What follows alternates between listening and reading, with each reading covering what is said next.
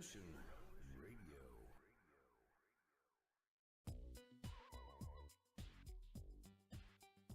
Join me in the on Revolution Radio, Eastern Standard Time, every Tuesday night from 6 to 8. And we talk about the four most vital things, in my view, affecting all of humanity. Number one is UFOs and aliens and their agenda for the advancement of humanity. Number two is the Jewish establishment's control over all aspects of human civilization. Number three, the truth about Adolf Hitler, how he was the opposite of what we've been told. Number four is advanced ancient global civilizations. Join me on the Brian Rue Show, Tuesday nights from 6 to 8 on Studio B on Revolution Radio.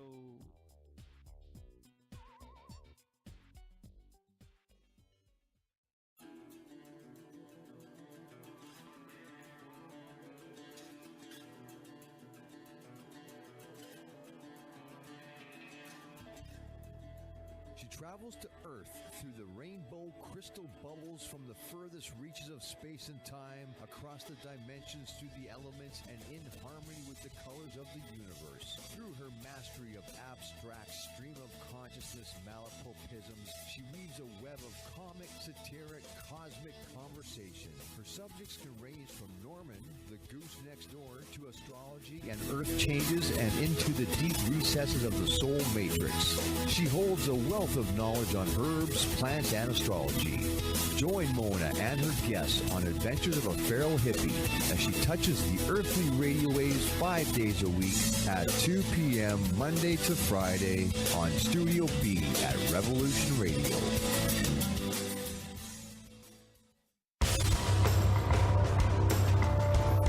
Hello, my name is Mr. Rowe. I am the host of Reality Extraction on Revolution Radio at freedomslips.com. I utilize logic, intellect, and magic to methodically autonomize, vivisect, analyze, examine, study, scrutinize, and extract an essence of reality from a fog of illusion and confusion. You can find me on Studio B every Thursday at 1700 hours Pacific Time. That's 8 p.m. Eastern. No topic taboo, no subject too strange. I strive to take a neutral standpoint during the dissection of the topic at hand. That's Reality Extraction with Mr. Rowe on Revolution Radio.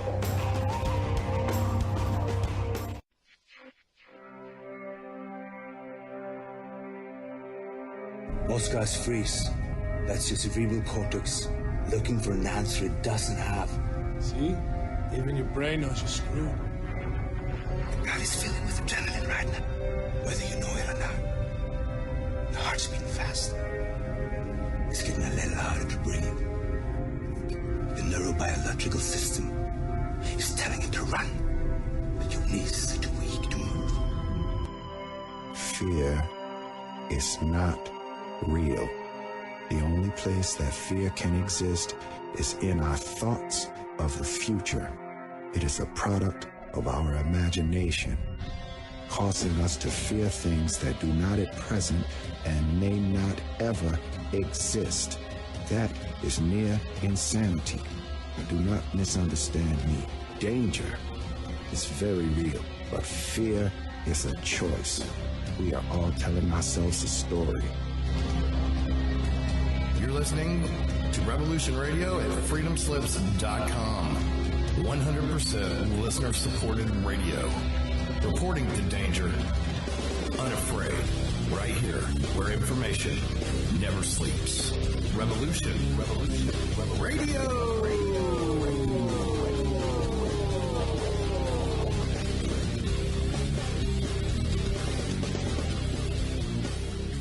The opinions expressed on this radio station, its programs, and its website by the hosts, guests, and call-in listeners or chatters are solely the opinions of the original source who expressed them. They do not necessarily represent the opinions of Revolution Radio and freedomslips.com, its staff, or affiliates. You're listening to Revolution Radio, freedomslips.com, 100% listener-supported radio, and now we return you to your host.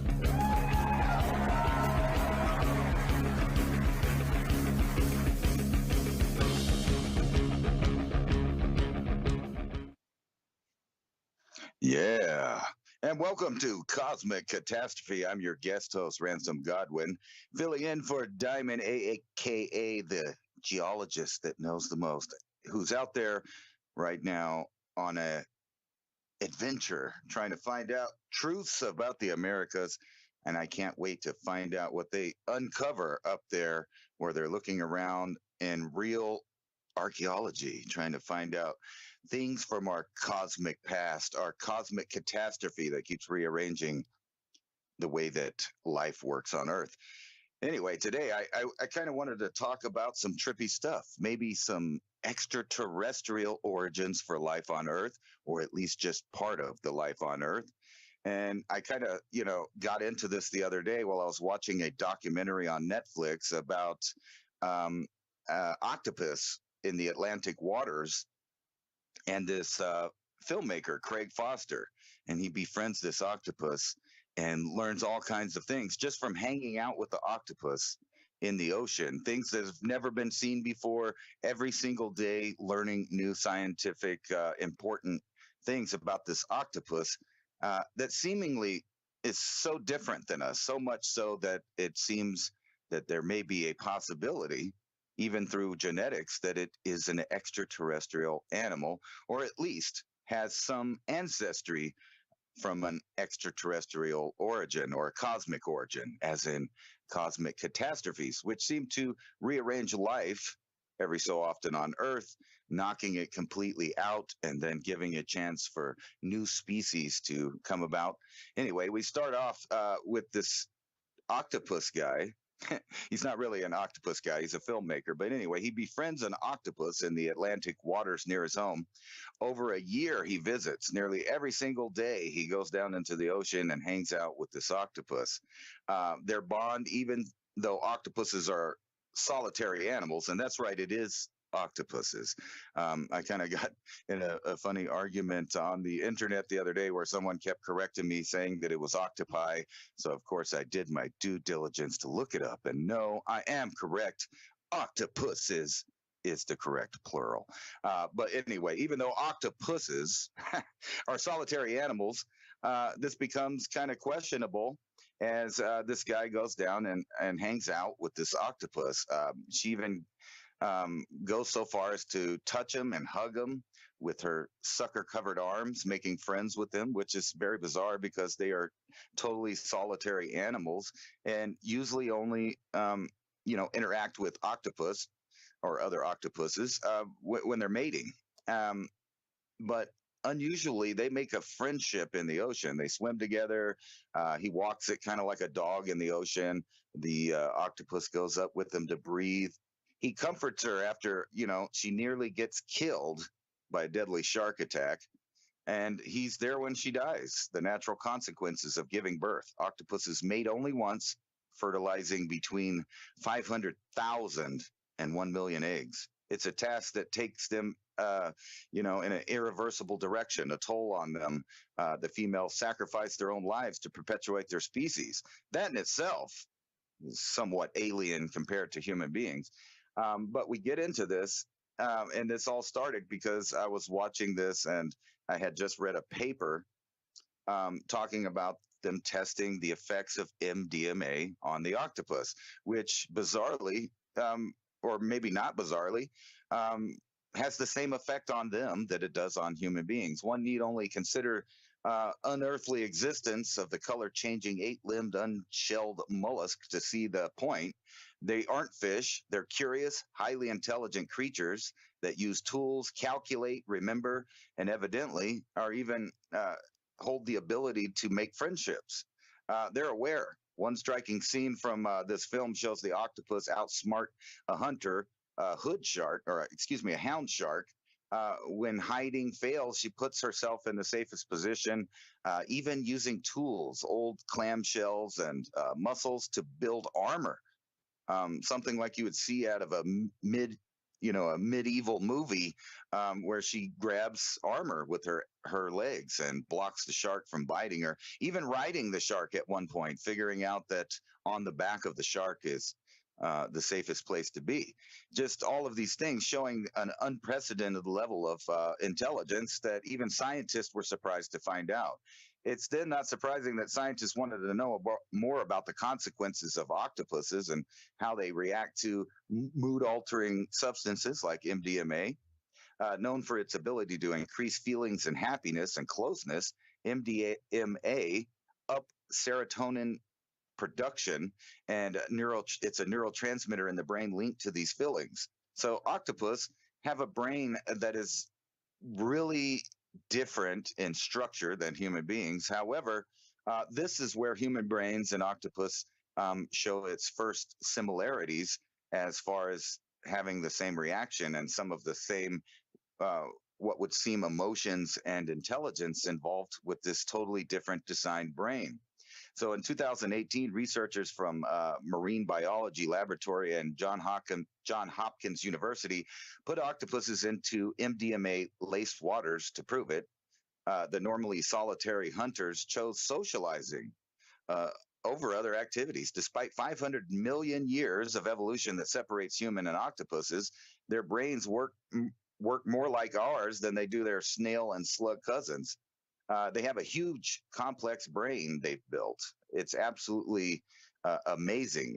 It does a lot of the same things that our brain does, but here they show that it's very similar to us in a neuro brain interaction kind of way. So the neuroscientists of the University of Oregon in the study, they tell that the fact that this drug has induced a sort of gentle, cuddly behavior is really pretty fascinating.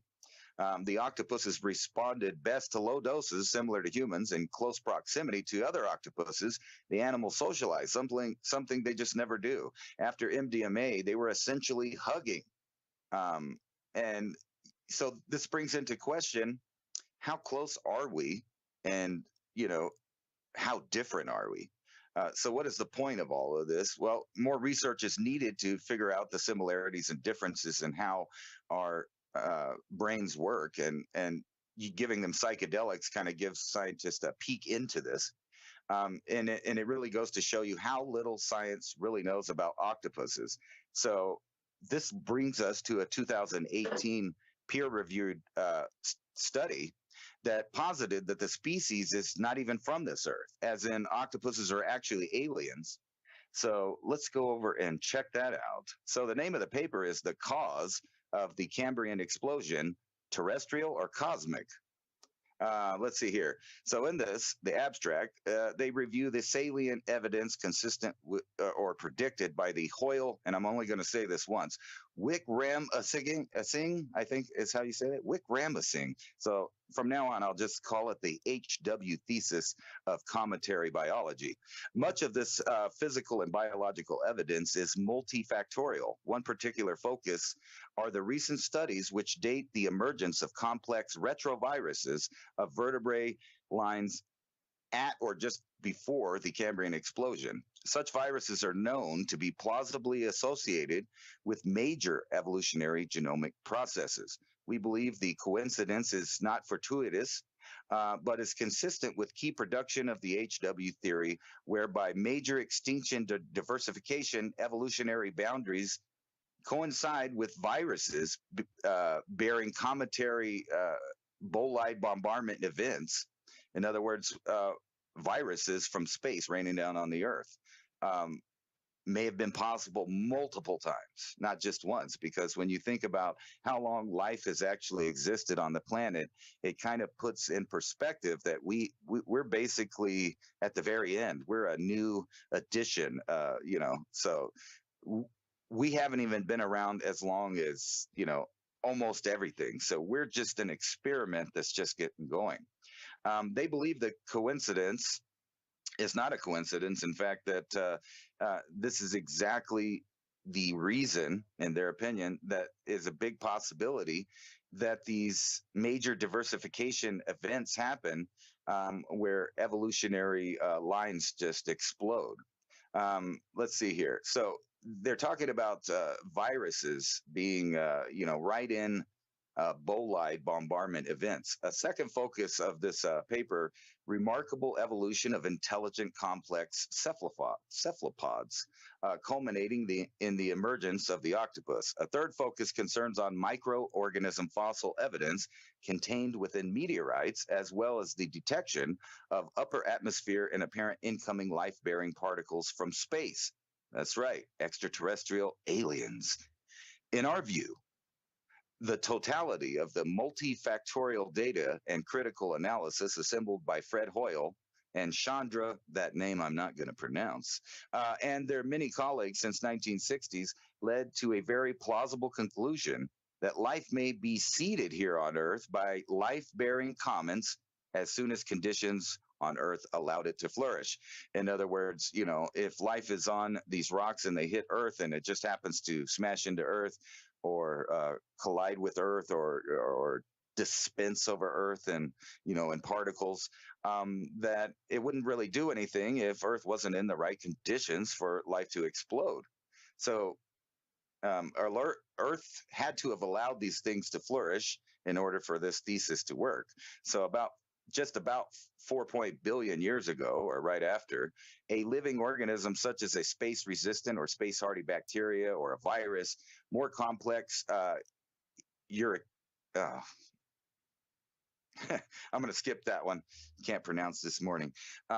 Anyway, fertilized ova or seeds that have been continuously delivered ever since Earth, so being one of the important drivers for further terrestrial evolution, which has resulted in considerable genetic diversity, and which in the end has led to the emergence of not only the cephalopods, i.e. the super smart octopus, but mankind itself, us being the other super complicated, intelligent life form here. The historian of science may be tempted to claim that when paradigms change, the world itself changes with them. But does it? When presented with the uncanny survival attributes of tardigrades, a friend exclaimed, "How on earth did they evolve?" The idea that the whole universe, life is unique to Earth, is essentially pre-Copernican. And it shows how repeatedly this has taught us that this type of thinking is very likely wrong. Why should our own infinitesimal niche in the universe be unique? Just as no one's country has been the center of Earth, so the Earth is not the center of the universe. All right, so number one, purpose of this article. This review article is intended to represent, in the main, the collective knowledge and wisdom of over 30 scientists and scholars across disciplines of physical and biological scientists. We review much of the key experimental and observational data gathered over the past 60 years, consistent or along with the HW thesis of cometary biology. We are acutely aware that mainstream thinking on the origin and further evolution of life on Earth is anchored firmly in the terrestrial paradigm. Our aim here is to facilitate further discussion in the biomedical and evolutionary scientists communities to quite different HW cosmic origin viewpoint, which better handles, in our opinion, a wider range of physical, astrophysical, biological, biophysical facts, often quite inexplicable, if not contradictory. Under the dominant terrestrial neo-Darwinism paradigm, further, if some readers are hoping to read, ideas about Darwinism, this isn't in it. Analysis of evolutionary rates, examples of appearance of new genes with no homology to old ones. In other words, the emergence of brand new genes that just pop up that don't seem to have an ancestor seems to keep happening over and over again. Although some genetic features from recent data in the octopus and other cephalopods provide changing examples of conventional evolutionary thinking, but it's not the main thrust of this review. The general, admittedly unusual scientific writing style is to ensure clear, plain English communications across many scientific disciplines, even though you might not be getting that with my reading. However, the iconic specific interests we discussed in recent data, which the data emerge of the complex retro or the emergence of contro retro. I can't even talk this morning. Here, let's try that again. The data which the emergence of complex retroviruses of vertebrate lines in or just about before the Cambrian explosion of 500 million years ago, the widely agrees epical event of evolutionary history in the multicellular life on Earth. These type of reverse transcribing and genome integrated viruses are speculated to be plausibly associated with major evolutionary genomic processes. We believe this coincidence with the coincidence with the Cambrian explosion may not be fortuitous, but consistent with the key production of the HW theory, whereby major extinction, diversification, and evolutionary boundaries with cometary bolide bombardment events deliver viruses, microorganisms, and more complex systems to the Earth during the past 4.5 billion years.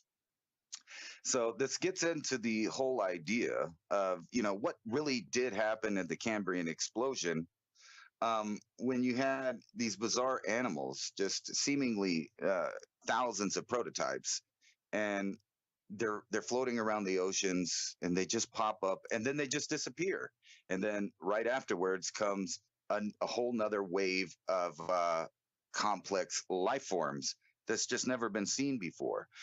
So this paper postulates or tries to give you the idea that maybe it's not just a linear evolution of animals, just one adapting and randomly mutating, but instead the introduction of new RNA or DNA from other places, extraterrestrial.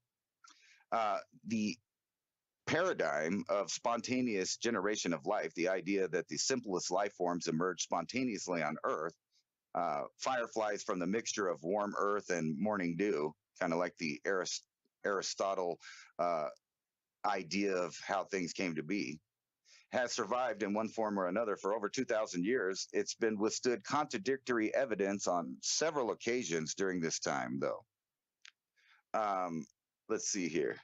There's the Pasteur experiment, was that every generation of every microbe, plant or animal, was preceded by a generation of the same organism. This view has been endorsed enthusiastically by participants, particularly by physicists, prominent amongst them John Tyndall, if I said his name right, who on 21 January 1870 lectured at the Royal Institution of London on the implications of panspermia.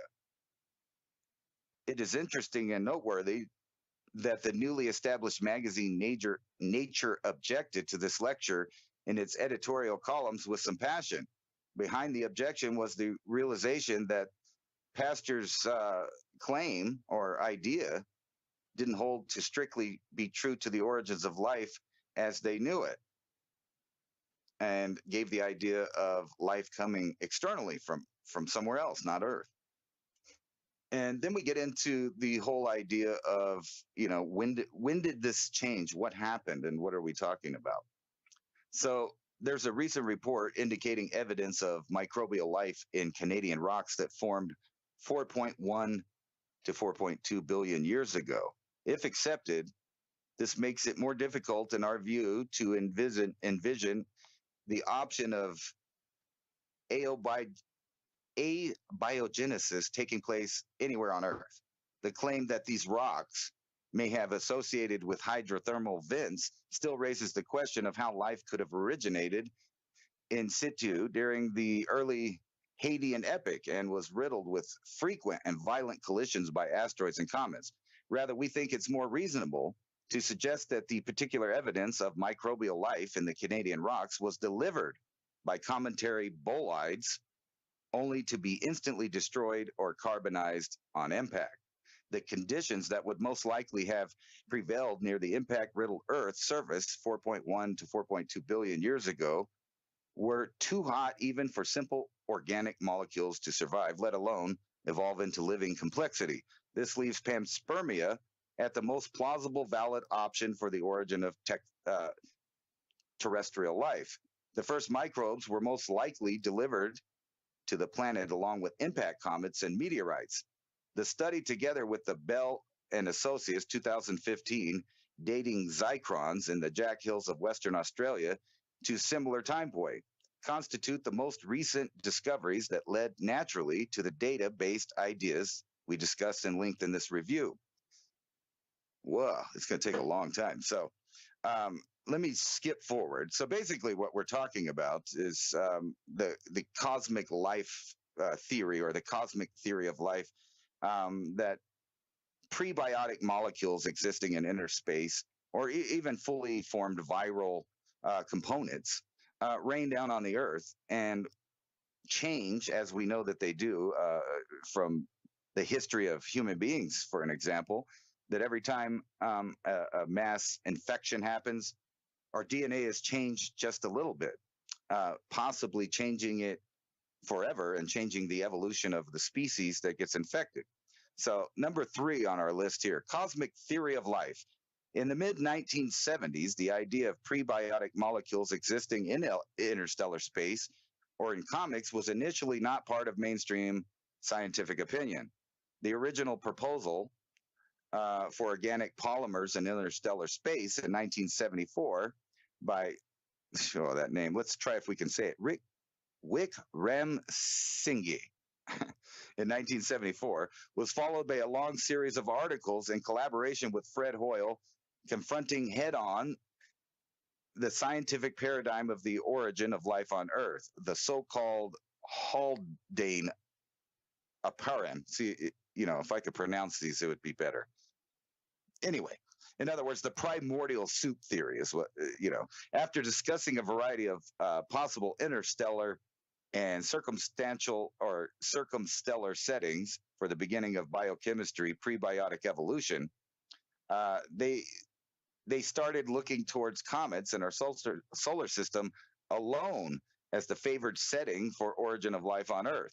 The anticipated radioactivity heated interiors of these icy bodies containing liquid water domains, see below, replete the interstellar organics were argued to be enormously more favorable for an origin of life than anything else to be accomplished here on Earth. Which is weird because, when you think about it, all of the stuff that we've seen up there so far is rocks. I mean, as far as I know, this is just me, but I don't know of any comet or, cosmic body that they found. It's just like a chunk of water out there, or mostly water. Instead, any water that would be in it would have to be released from superheating and breaking up, in the atmosphere or an impact to create any water. As far as I know, they don't carry water along with them. I mean, until they discover that, I don't know. Maybe I'm wrong. Maybe they have discovered a comet that's full of water. But anyway, conditions of liquid water. The existence of liquid water, supposedly a prerequisite not only for the origin of life, but for the activity of microbiology as well. The requirement has come the fore and been much publicized with recent conclusion of NASA's Cassini mission, where Fred Hoyle and one of us first proposed the development of the theory of comet panspermia, cometary panspermia. Ooh, that's hard to say. There was no direct evidence for liquid water anywhere outside of the Earth, kind of like what I was saying. The inference of the presence of liquid water in comets and giant icy bodies of the solar system came from theoretical studies alone. Hoyle and Wickremesinghe argued that a large icy body comprised of a normal solar system fraction of uranium, thorium, wood. Though radioactive heating maintains warm interiors and these things, it hasn't been proven yet as far as I know. But we'll get back into how possibly we or several aliens on this planet.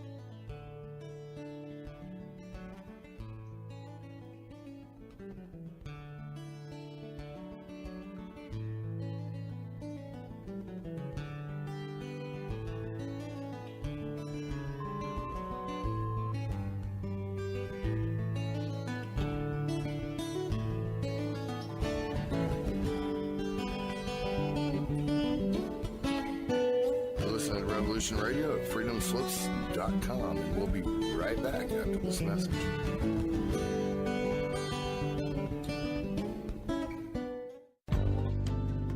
Who owns you?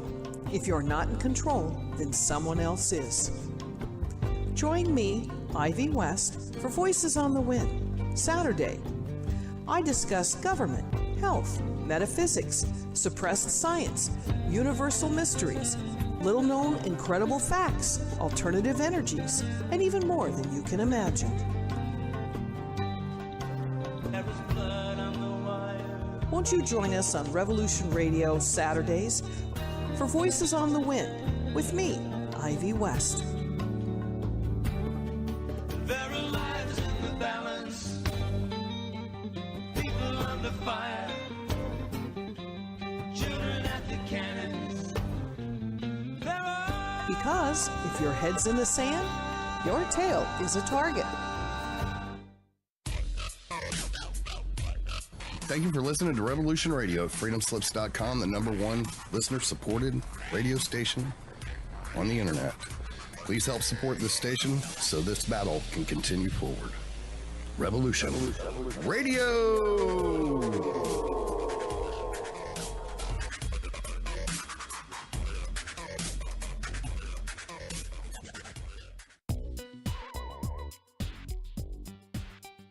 Join me on the Brian Rouge Show on Revolution Radio, Eastern Standard Time, every Tuesday night from 6 to 8. We talk about the four most vital things, in my view, affecting all of humanity.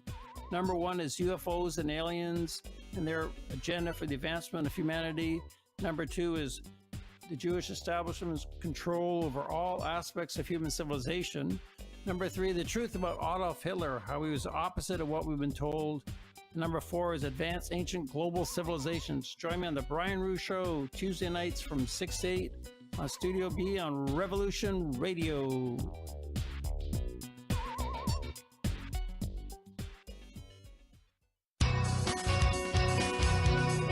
Thank you for listening to Revolution Radio at freedomslips.com. Any commercial advertising you may hear in this program is of the sole discretion and benefit of the host of whose program you are listening to. Revolution Radio does not endorse any commercial products, nor does it accept monetary compensation for on-air advertising of commercial products, nor will it ever. We are and shall remain 100% listener supported. Any product advertising on this program are considered used at buyer risk, and Revolution Radio shall not be held liable for any claims or damages received from any product advertised within this program. Revolution Radio, where information never sleeps.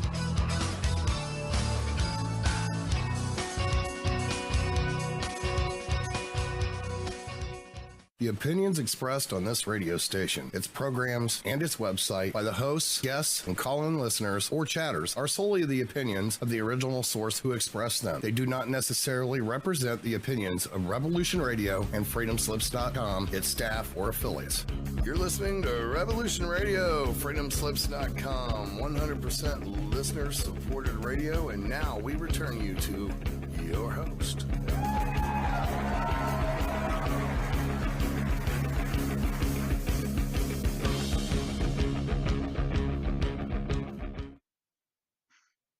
All right. Welcome back to your stumbling, stuttering guest host, Ransom Godwin.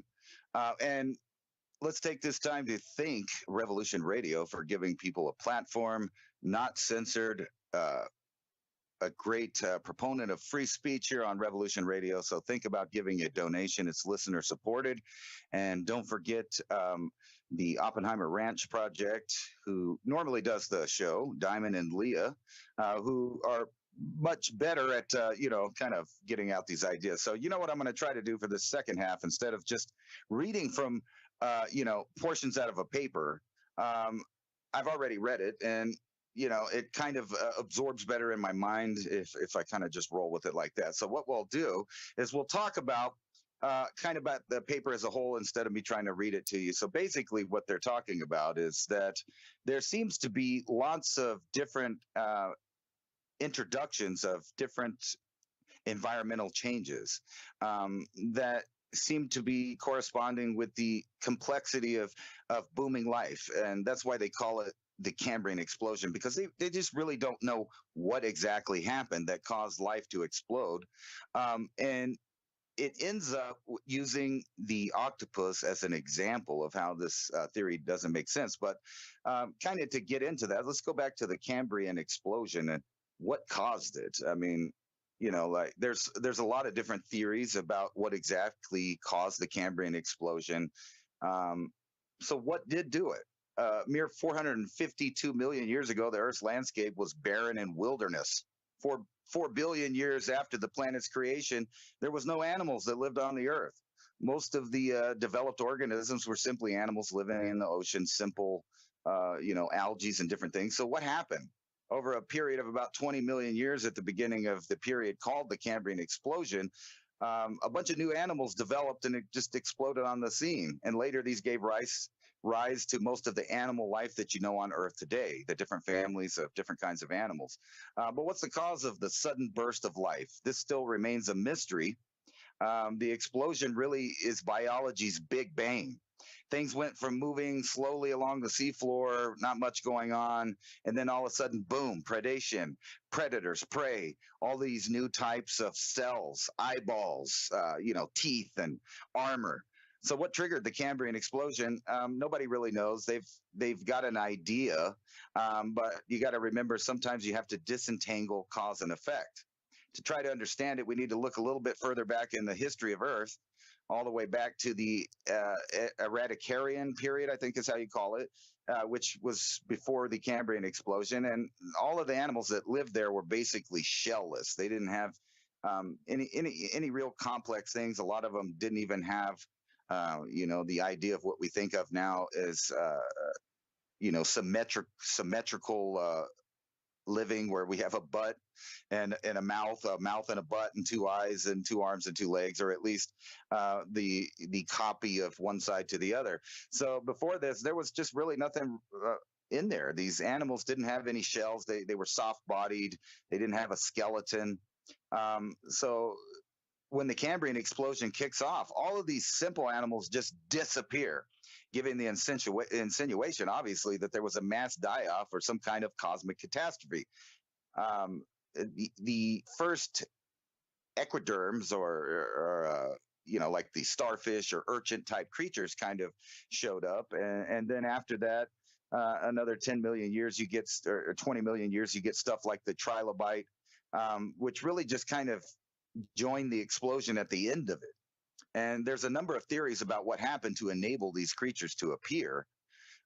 Things like maybe the oxygen increase in the ocean. They know that a lot of these explosions and mass die-offs have to do with the idea that the oxygen either skyrocketed or went down. So a lot of the animals that you think of today, or even, dinosaurs or the giant bugs of the past, they all depended on a lot of oxygen. So something happened in the ocean where these, algae and different things started building a lot of oxygen. Now, that's one idea of why animals started to explode, because they had more oxygen in the ocean. But before that, oxygen levels might have been, before the explosion, they might have been too low to actually let complex life swim around in the oceans. But something happened to change this. All of a sudden, animals just burst and diversified in many forms, like all kinds of crazy stuff. And one theory is maybe that some of these giant glaciers of the so-called snowball Earth started breaking apart. And there was a long period of reoccurring ice ages. And then all of a sudden, these glaciers are melting off in huge amounts, exposing rocks. And the rocks then get eroded and pour a lot of nutrients into the ocean. And this is another theory about how complex organisms started going, more photosynthesis. There's, material in the oceans for things to make stuff like shells and skeletons, teeth, etc. So maybe oxygen did it. But then again, maybe it was just the influx of new materials and food. This explosion might have happened just simply because minerals were increasingly available across the oceans. And this could have been used for the construction of shells and teeth and all this stuff. But the problem with this is that kind of theory suggests that one thing caused it, but we seem to see parallel evolution in the fact that some of these animals were using different things to make shells. Some of them used silica. Some of them were using the carbon and other stuff to build stuff. So these animals had to use a lot of energy to make this, and it seems like, why did they start making shells?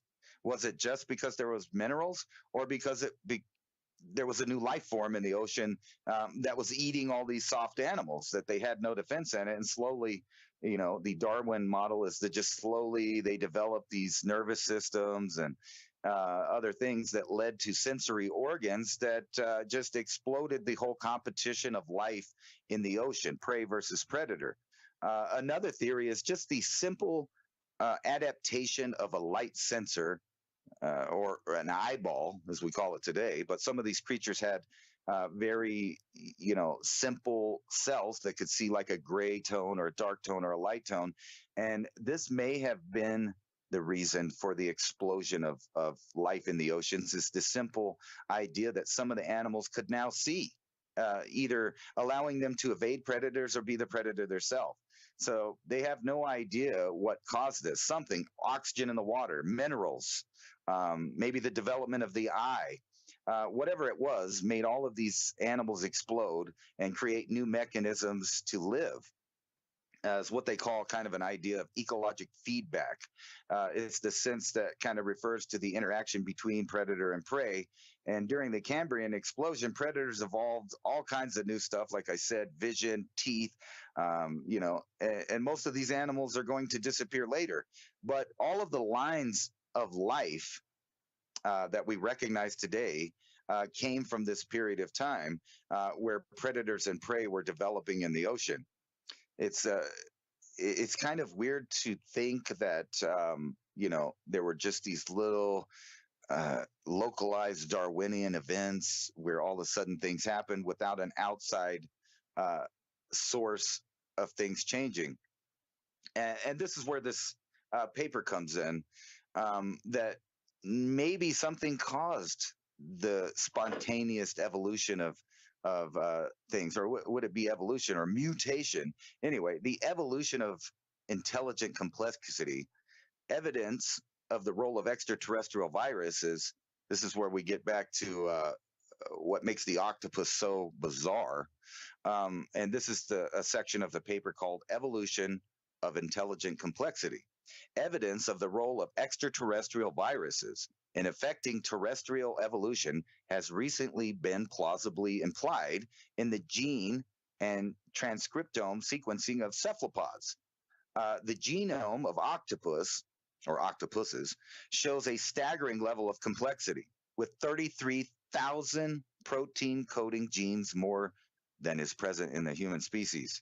Octopus belong to a coleoid subclass of mollusk cephalopods that have let's see here, they have an evolutionary history that stretches back well beyond this Cambrian era.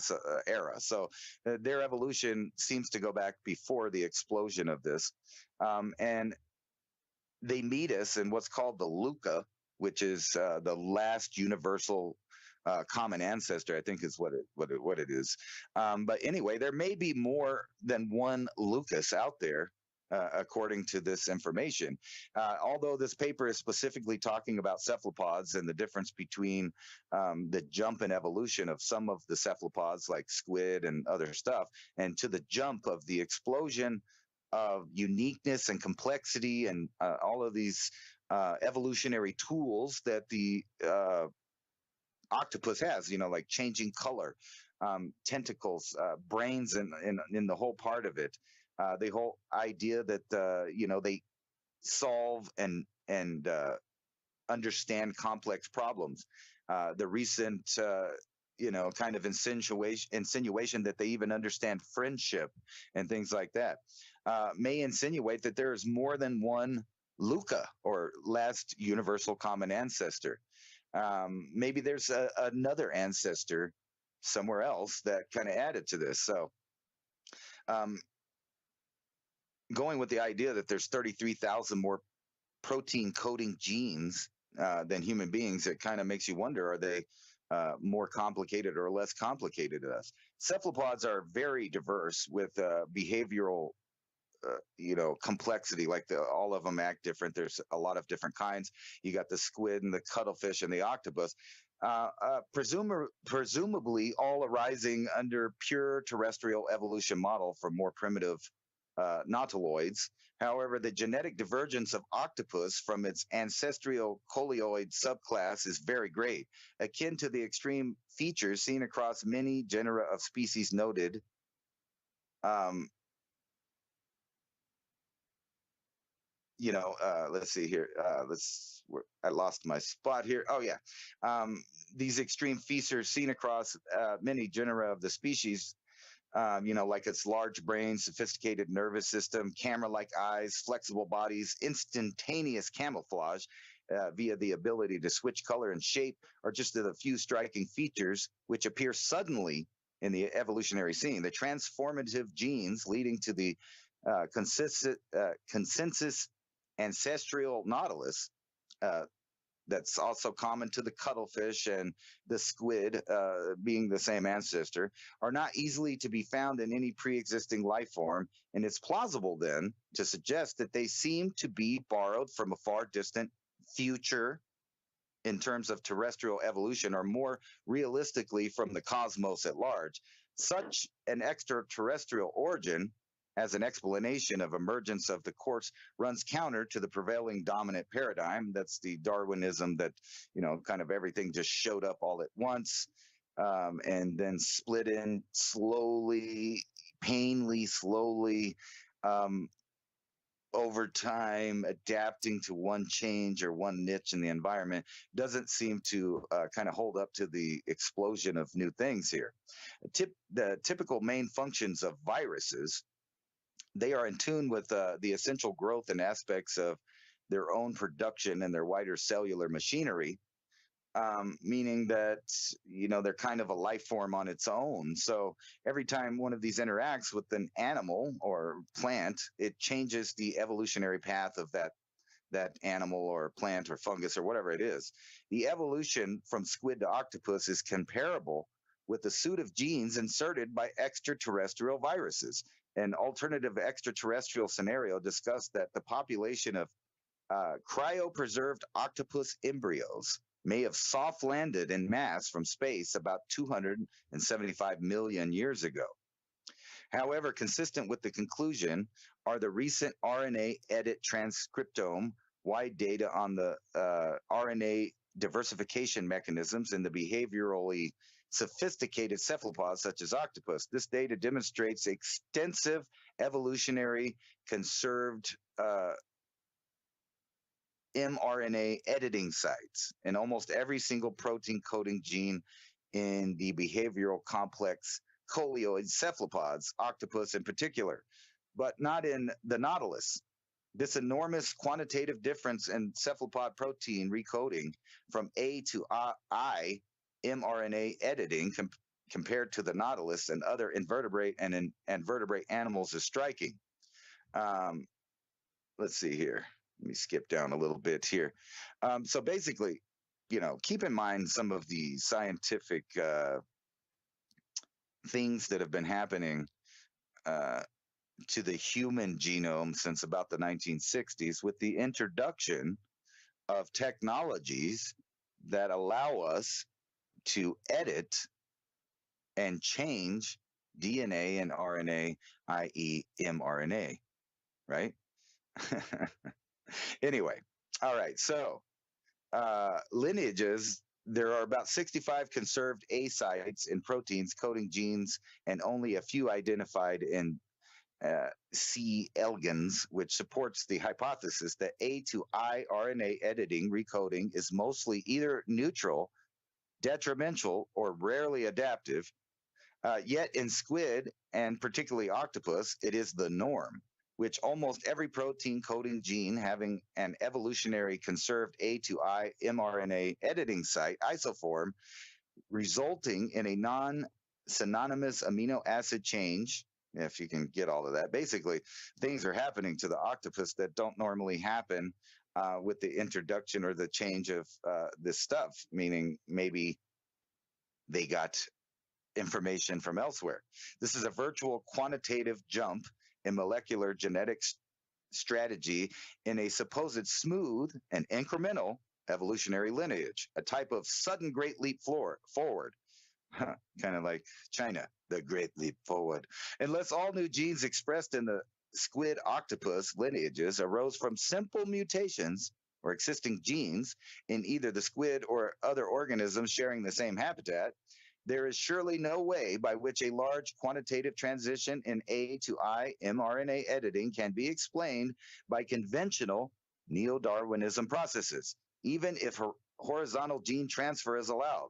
One plausible explanation, in our view, is that the new genes are likely new extraterrestrial imports to Earth, most plausibly as an already coherent group of functioning genes within cryopreserved and matrix protected fertilized octopus eggs.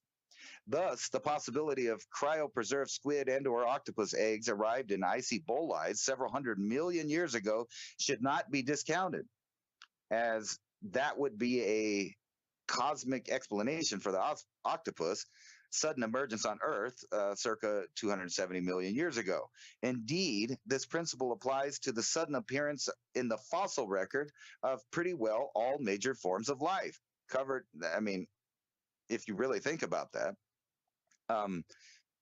even if there wasn't a direct genetic change to the other animals that were living in the ocean, in other words, the things that led to the animal types and groups that you know today, all of those other life forms would have had to deal with this new predator in the oceans, this new genetics, new evolutionary insertion. So everything else would have had to reacted to this if this was kind of an idea.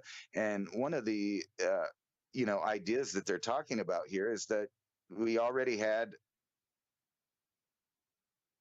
contact, if you will, with extraterrestrial DNA on several other occasions.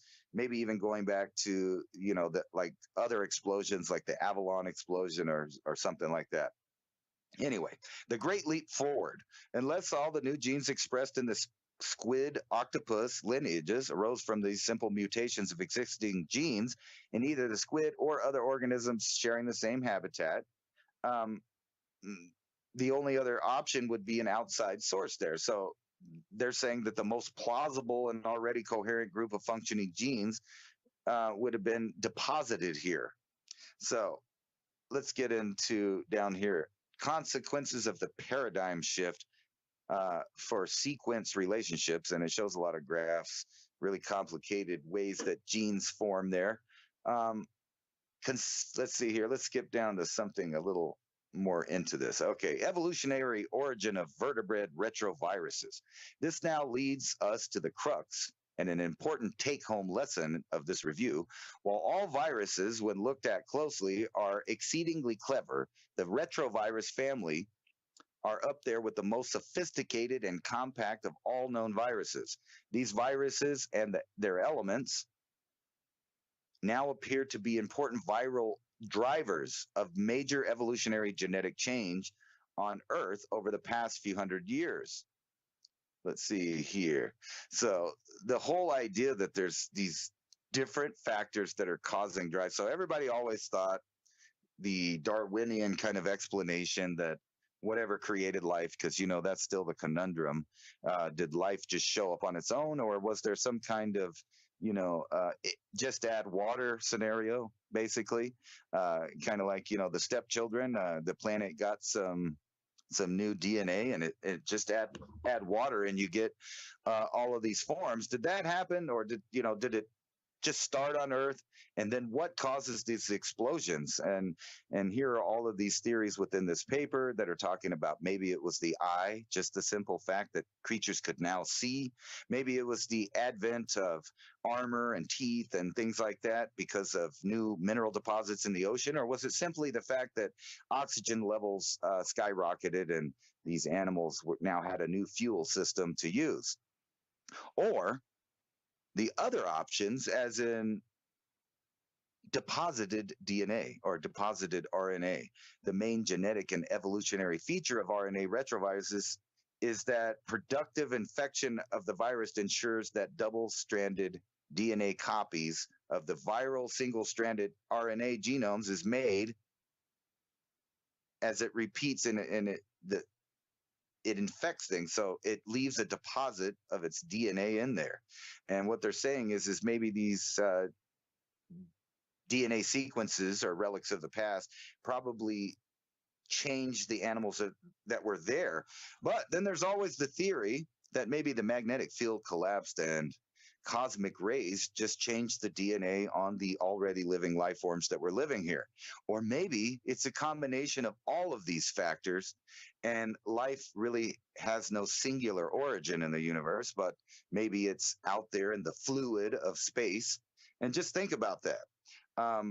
When they talk about how close now some of the other places are that are out there, like within 5 light years, this idea of panspermia kind of, takes more of a realistic view of how things may be spreading. Because if you think about the idea of a weed in your yard, say you had a totally dirt yard and you got one seed of one weed that grew in that dirt, all of a sudden you have millions of seeds and they're rolling around and they're finding new spots and new niches. And, they have introductions of new things to each one of those seeds. It's a new environment for each one that takes off. But it's easy to show you how things spread around. So if there is a way, then most likely it's going to happen. And it goes without saying that tardigrades, micro-segmented, tiny eukaryotic animals which emerged in the Cambrian period, pose a serious challenge to the traditional neo-Darwinian thinking, in the fact that it just shows up in the fossil record itself being fully formed. And there is a lot of factoids that they're talking about that I didn't even cover, like the idea that biological material falls down at a steady pace in our atmosphere, and in fact it's been detected. Matter of fact, there's some new mysteries on some of the space expeditions that we've done on the International Space Station have led to the discovery of the fact that there are colonies of bacteria, plankton, and other things growing on the outside of the space station. And there's all kinds of theories about how that got up there. Did it travel along with the spacecraft? Or maybe these microbial life forms are everywhere, on everything. Anywhere it can live, it will live. And I don't know who said it, but there's a kind of a saying in science: if there's food, there's going to be something to eat it. So think about that.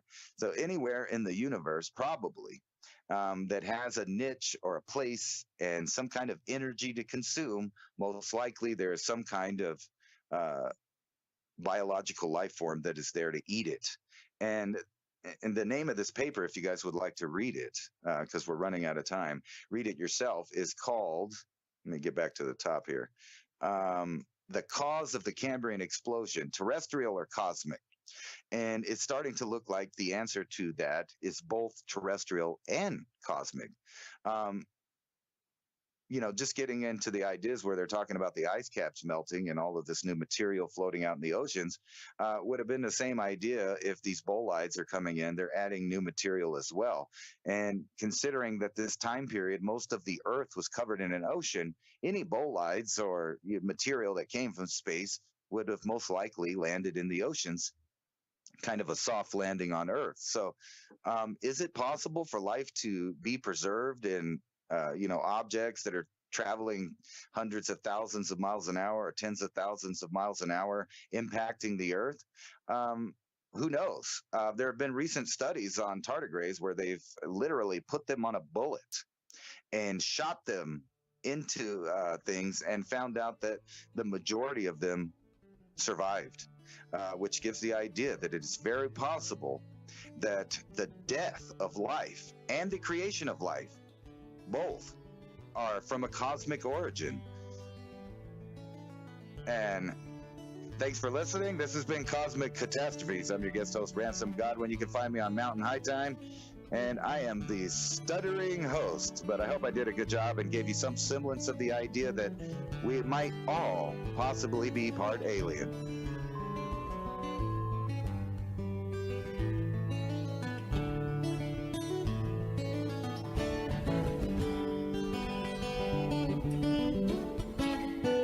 Listen to Revolution Radio at freedomslips.com.